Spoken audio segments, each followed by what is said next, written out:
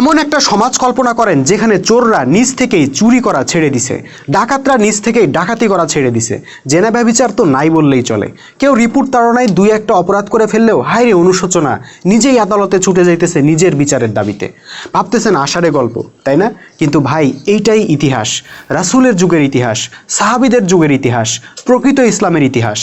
যে মানুষগুলো আইএমএ জাহিলিয়াতের যুগে চুরি ডাকাতি, মাদক, গৃহযুদ্ধ আর অশ্লীলতায় ডুবে থাকতো, ওই মানুষগুলোই ইসলাম প্রতিষ্ঠার পর ন্যায়, নীতি, নিষ্ঠায়, সততায়, আমানতদারিতে, ওয়াদা রক্ষায় সেরা মানুষে পরিণত হয়েছিল। তাদের মধ্যে কেউ রিপুর তাড়নায় কখনো অপরাধ করে ফেললেও নিজেই ছুটে যাইতো রসুলের কাছে, গিয়ে বলতো, ইয়া রসুল্লাহ, আমি তো একটা অপরাধ করে ফেলছি, আমাকে শাস্তি দেন, যাতে আমায় আখেরাতে আল্লাহর সামনে লজ্জিত হইতে না হয়।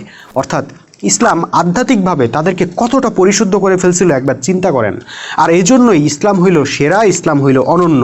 এজন্যই বিশ্বের সকল তন্ত্রমন্ত্র, বাদ মতবাদের মধ্যে মানবতার মুক্তি না খুঁজে আসেন আমরা প্রকৃত ইসলামের মাঝে মানবতার মুক্তি সন্ধান করি।